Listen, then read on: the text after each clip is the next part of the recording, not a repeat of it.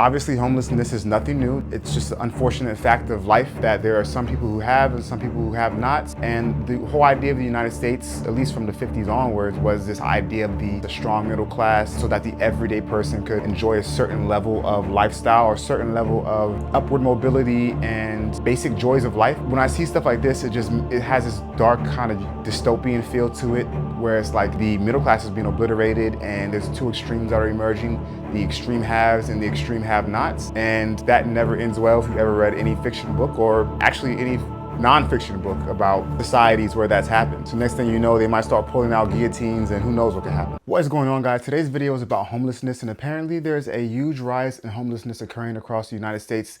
And it's an unfortunate situation, so I wanted to throw some stats at you really quickly about it. This is from the National Alliance to End Homelessness. Here are some key facts about homelessness. A record high 653,104 people experienced homelessness on a single night in January 2023. And this is a more than 12.1% increase over the previous year. It also says that more people than ever are experiencing homelessness for the first time. From 2019 to 2023, the number of people who entered emergency shelter for the first time increased more than 23%. An even worse statistic is that a record high number of people are living unsheltered, meaning they have nowhere to stay that's warm, they're out on the streets, and it says especially among individuals. In 2023, a record high 256,610 people, or 39.3% of all people experiencing homelessness, were unsheltered. More than 50% of individuals experiencing homelessness were unsheltered. So as you can see, these key facts are just quite frankly terrifying. And this video that we're about to get into is going to highlight this even more. So as you can see by the title, high housing costs are forcing many employed people into homelessness. Scary stuff, so let's get into it. It's the new face of homelessness in America. Folks who are working full-time but with nowhere to live. According to the National Alliance to End Homelessness, nearly 19,000 people enter homelessness for the first time each week. Many of them, up to half, according to some studies, have a job. In 2022, Knoxville, Tennessee saw the largest rent growth of any metro area nationwide. While the spike is slowing down, more than half of renters are spending 30% or more of their income on housing. For others, affording a house or apartment is simply no longer possible. In the first of our two-part series, our correspondent Jessica Gomez travels to Knoxville to talk to those affected. Here's an airport order. I wonder how much of this has to do with a lot of people moving into these areas of the US and thus driving up the price of rents in the area. And by driving up the rents because they have more money, they're displacing people who earn less money. I wonder if that has anything to do with it. Let's see. It's paying $23. Quenisha Tweedy starting her day as an online delivery driver in Knoxville, Tennessee. Switching between apps, she clocks in 7 days a week. Turn right onto Muddy Creek Road. There's a break to pick up her kids from school. Did you have a good day with Miss Jenkins? And homework, usually at the local library. All right, guys, time to buckle up. Then, back on the road. Tweedy's kids, 5, 9, and 14, her oldest with special needs, helping to deliver. Yes, you can play your game. They like the fact that they can come and help me with orders. They just don't want to be in the car all day. It wasn't always this way. Before that, I was a district manager at a newspaper company. Okay, so I was wondering, because honestly speaking, and this is no disrespect to anyone who does online ordering delivery, as they said, i.e. Uber Eats, DoorDash, those kind of companies, but those type of things to me seem like there's something that you use to supplement your full-time income, not something that you do full-time, at least not for a long-term period. Now, again, some people do it full-time and they do well, but I don't know if they were ever meant to be used full-time. But it seems like she was employed in she was a district manager. Now, she was working for a newspaper company, so you have to think long-term. And obviously, newspapers are going obsolete, clearly. Unless they're going online.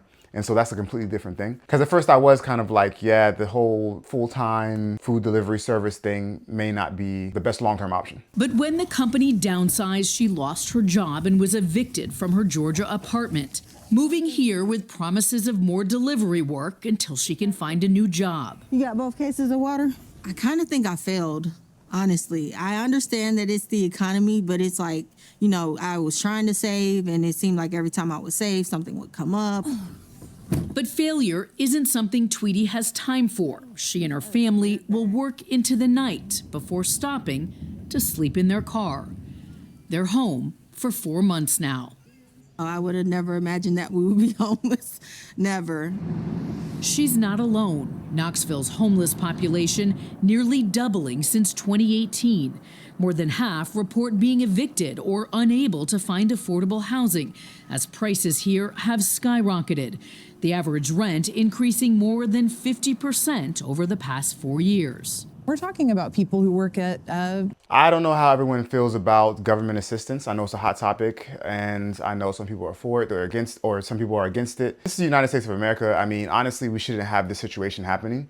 I think there should be some base level of government assistance if you qualify for it and if you seek it out. A lot of times, you know, there might be people who are homeless who have mental health things going on. They might be addicted to drugs, and a lot of those people may not even seek out the help. They may just choose to live on the streets because they're not in the right mindset. That's a different story, and that's unfortunate. Others, like this lady here, I can't imagine there's no public assistance she could tap into instead of living in her car. That's me. I don't know, maybe I'm mistaken. If I am, let me know in the comment section. But I just don't see why you have to live in your car, at least temporarily, get unemployment, get some kind of government assistance, because this is just sad to see. gas stations, warehouses, retail locations. Erin Reed, the executive director of the Office of Housing Stability. It's not a Knoxville problem, but it's an America problem. Since the downturn in 2008, we've been underbuilding, and we're also on the receiving end of this migration trend where people with comparatively high incomes are moving from large cities into small and mid-sized towns, and that's having an upward effect on our housing costs. Boom. So I saw that coming from a mile away. That's a big part of it. Because whenever I saw the list they put at the beginning of the video of the places that are experiencing high rent increases, one of the places was Charleston, South Carolina. That's a really hot spot for people to move to, along with other places that I'm sure you've heard of. Austin, Texas. I think Las Vegas, Nevada was one place, and parts of Florida as well, and other parts of Georgia and South Carolina and North Carolina, I believe. So that's a big problem. People who have money are coming in, and because they have all this money, they're raising the rent to supply and demand, or they're just willing to pay more. And obviously, if you're a landlord or you own an apartment complex, you're gonna want to get more money for your rent. It's just a no-brainer. That's economics. But what that does is it displaces folks who don't earn that much. So I think that a shift is going to occur. It's just that the shift is going to be slow. And that shift is going to be places that were historically cheaper to live in are going to become more expensive to live in because people are looking for cheaper places to live and they come with more money, displacing people who have lower incomes who are going to move to places that maybe used to be a higher cost of living. And because all these people who have lower incomes move there, those places now become the new places that are cheaper to live at. So, but that kind of transition would take a long time. And maybe I'm wrong about that. Maybe that's not how demographics work. Maybe it just causes higher homelessness, and that's just what happens. I'm not quite sure, but I saw that coming. I knew that would be one of the big factors. The county's main shelter, Knox Area Rescue Ministries, over capacity by November. An expanded area for women and children full with a waiting list. About 150 of those staying here are employed. We recently housed a lady with a master's degree in social work who was staying here. And so folks that are highly skilled, have backgrounds, work histories, not being able to afford current rent prices. You see if that coffee's making, see if we need to make some more coffee. Just outside of town, Jolyn Hartney works 40 hours a week as a gas station manager. The mother of two, homeless after being evicted from her apartment. 3 years ago, I was paying $975 for a 3-bedroom and lived there for 2 years, no problems. But then my brother died and I spiraled a little bit and didn't pay rent for a month and a half to try to get him buried and things like that. And it just all went downhill from there. You will give the property manager the blue form. Hartney on the wait list for public housing assistance, facilitated through Knoxville's Community Action Committee, a social services agency that also provides meals, transportation, and utility assistance to those in need. We are working. Guess that addresses the question I had earlier about government assistance. And this doesn't seem to be government. This seems to be community-based assistance. So that maybe doesn't answer my question. Nonetheless, there's waiting lines. Because I know that for affordable housing, like things like the housing voucher program, I think it's called, or Section 8, there's a long waiting list for those vouchers and for properties that you can live in on that kind of assistance. So it's not as simple as it may seem. And not to toot my own horn here, I'm really not trying to toot my own horn at all. But I am more the mindset of, I haven't raised rents in probably since before COVID, which is crazy to say. That's because I bought before COVID, so obviously I had a good interest rate. The home I bought was less expensive than it would be now, so I could do that. But I don't know, and I have long-term renters as well, for the most part. So I don't really like the idea of raising rent on people if it's unneeded, just for additional profit. And again, you might be looking at me going, this guy's on his high horse, high and mighty. I'm not trying to be that way at all. And it's just that, you know, when I see stuff like this, it really is like, it's not always about profit. I mean, obviously you have to make money. As a landlord, you don't do things for free. And you couldn't, because then you would be hurting yourself and the person you're renting to, because you'd lose the house and then they lose their rental or where they're living at. So obviously you need to make a profit, at least enough to cover the cost of the house or the apartment complex or whatever. But, you know, and again, I can't even fault or judge these landlords or these owners of these apartment complexes who are taking these higher income folks. I mean, it just makes sense. I really don't know what the solution is. I wonder if we're gonna find out more here, but just wanted to throw that out there. Right now, with over 100 families who are experiencing homelessness, we've got about 35 on our waiting list, and it's heartbreaking to tell someone when they come in, you know, I'm so sorry, we will get to you as soon as possible. All right, strong man in the back. I am working very, very hard for my kids, trying to get us out of this situation, yes. Working hard, Quenisha Tweedy says, inspired by the life a home and new job might bring. I want my kids to be like any other child, be able to enjoy extracurricular activities, to have after school programs, to even go and be at friends' houses after school. But as day turns into night and Knoxville's temperature dips into the 30s, Blankets, pillows. For now, home is a truck stop. I know you're gonna be kind of cold. Good night, princess. Our Father, who art in heaven. Even though they're going through a hard time, they keep smiles on their faces, and I love that about them. They help me keep focused because they don't let the situation get to them. Forever and ever. Amen. Good job.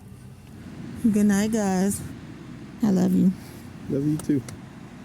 In Knoxville, Tennessee, for matter of fact, I'm Jessica Gomez. Next week, a twist in the Tweedy family's story. And we get a look at some of the unique efforts to build more affordable housing in Knoxville. Catch the second part of Jessica's story right here on Matter of Fact. Obviously, homelessness is nothing new. It doesn't mean that it's right. It just means that it's just an unfortunate fact of life that there are some people who have and some people who have not. And the whole idea of the United States, at least from the 50s onwards, was this idea of the middle class, a strong middle class, and so that the everyday person could enjoy a certain level of lifestyle or a certain level of upward mobility and basic joys of life. What is it? The pursuit of happiness, right?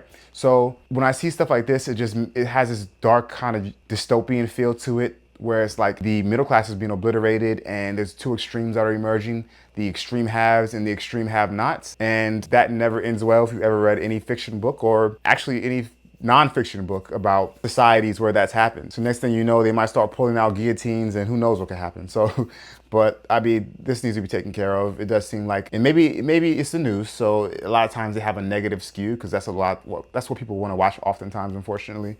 So I'm not sure, but as I read the stats before, it does seem like homelessness is increasing. So I just hope that there's something that's going to be done about this in the near future. And I think they have a part 2 to this, so maybe I'll cover that as well. If you enjoyed the video, feel free to like and to subscribe if you feel so inclined to. And until next time, guys, make smart financial decisions.